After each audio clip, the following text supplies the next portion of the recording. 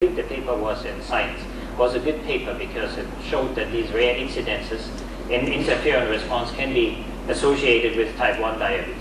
Now in the mouse, it's quite interesting. You can, of course, do a little bit more things in the mouse organism. So this is a virus-induced diabetes model.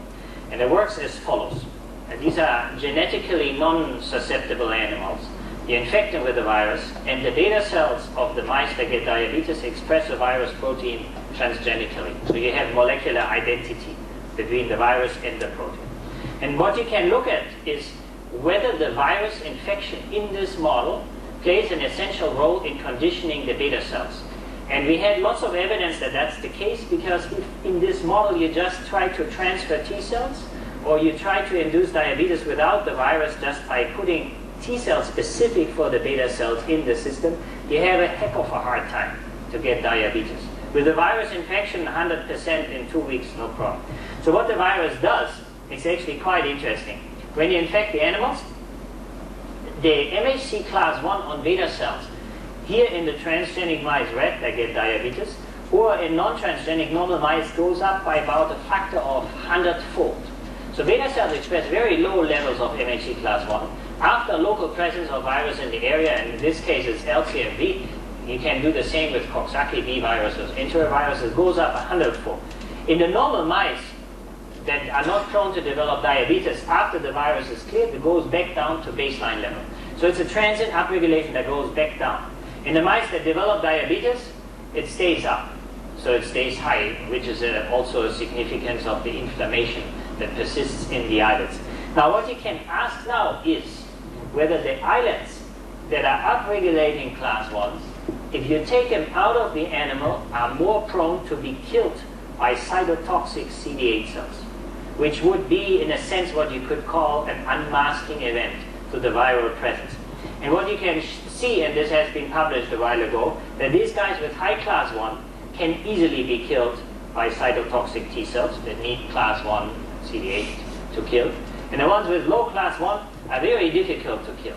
So that means that upregulating class 1 on beta cells could be a crucial event before you can kill them with cytotoxic T cells.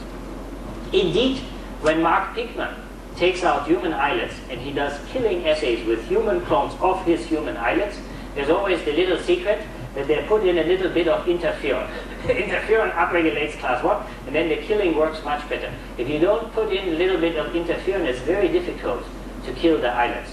So that all argues that a normal islet in a patient not prone to diabetes and not undergoing a local virus infection is really difficult to kill. So you could take out my islets, throw them in vitro, put a bunch of islet-specific cytotoxic T cells on there, and probably very little would happen unless you add interferon. And it could be an unmasking event how viruses cause diabetes. So when we get into the issue how that could translate to human diabetes, the issue comes up is how common is class 1 upregulation on human islets. And I showed some of this yesterday, but it's rather relevant in terms of the viral pathogenesis hypothesis. And what you can see is that indeed you find a fair amount of class 1 upregulated in human islets. For these studies, we're now using frozen tissue samples through a consortium where you recover human pancreatic specimens through the local transplant OPOs.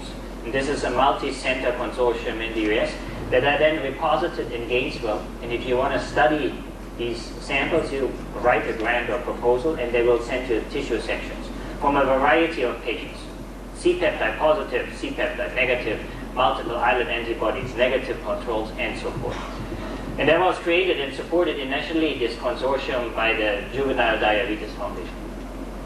So what you see here, for example, if you take in this case islet antibody negative individuals, some of them had diabetes. What you can see here, not surprisingly, you still see insulin production in many of the islets. And in terms of HLA, you see some HLA in the exocrine pancreas where you would usually expect it, and absolutely nothing in the islets. This is the red stain, okay? So when you go on, in this case, a 12-year-old male patient had diabetes since I think about 1 year, died in ketoacidosis, this is where the pancreas was recovered, and positive for multiple islet antibodies, also C-peptide positive still. Okay? So what you can see here, first of all, you still have remaining insulin production, at least in some of the islets, obviously not enough to sustain normal glycemia. You have CD8 infiltration, very little. You can see here red the CD8 staining there, 2 lymphocytes here, this end a couple of lymphocytes, some in the exocrine pancreas. That's it for CD8 infiltration, and it's the most frequent cell you can find in the human islets, followed by B cells and then followed by CD4 cells and macrophages. So that's as much as you would see in terms of infiltration. What you see and what's notable is a massive upregulation of MHC class 1 on the beta cells if you do an overlay, so you have to take my word on this, but mostly on all islet cells, also the alpha cells, somatostatin producing cells, uniformly. And if you ask the question, how common is this? Is this one isolated islet, or on how many islets does this occur? It occurs in a patchy fashion. It's curious. Almost in a way, George Eisenbach compares it with the occurrence of alopecia. It's just patchy. There's just areas where you have this class 1 upregulation. There's also areas, unless what Fowler's reported, where we cannot find this class 1 upregulation. But it's very common. And it's common in many islets also with very, very little autoimmune infiltration. We have not been able to stain for interferon. Staining for cytokines is very difficult, so we have to do it with a different method, and this hasn't been done yet. And we have not stained yet for the presence of virus proteins. I should mention that Fowler's and Dotter both have claimed that these islets with high class 1 also express virus proteins from enteroviruses in their case. In Fowler's case, it's pretty well validated. In Dotter's case, the enteroviral presence is well validated, but the sequence he isolated is not well validated and controversial because it was the sequence of a laboratory strain. And the likelihood of isolating a laboratory strain from these islets, or the likelihood that a human individual is infected with the common Coxsackie laboratory strain, is very low from the virological side. I'll show you another islet here. And this islet has a little bit more CD8 cells, a little bit more pronounced destruction, also profound class 1 in most of the areas of the islets. And you find some islets with very little infiltration that also have class 1. Difficult question is this chicken and egg question that of course arises. Was the class 1 upregulated first and then these autoreactive cells arrive? Or did the autoreactive cells arrive first and then the class 1 was upregulated? In mice, this was always easy to decide because you get so much infiltration, it's not surprised that you also get class 1 upregulation. Here with this mild infiltration, it's a much more difficult question because it's unlikely or not very conceivable that these guys that infiltrate here make so many buckets of interferon gamma that the class 1 goes up in this whole area, also notably an area where we have very little lymphocytes. But it's a question that I think can only be resolved if you study in detail whether enterovirus or other virus antigens are present. What is good about these samples is that these samples are freshly frozen, and you can now directly test for the presence of viral sequences. It will also address the question, whether what we discussed yesterday, whether the virus has to be present, maybe persists in the islets, or whether it's a transient event and you don't find any other viral traces anymore and it has been cleared.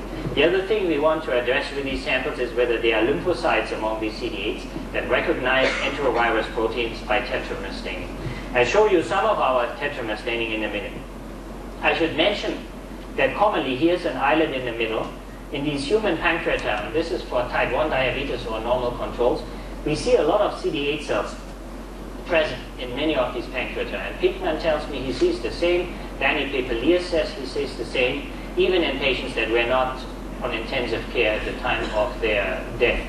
So what this CD8 lymphocyte frequency means, what they see, nobody knows. I just find it notable that you would have that many CD8 cells in a solid organ. Those of you who work on mice probably know that in the mice you rarely see that many CD8 cells in an organ unless there's a virus infection going on at any rate.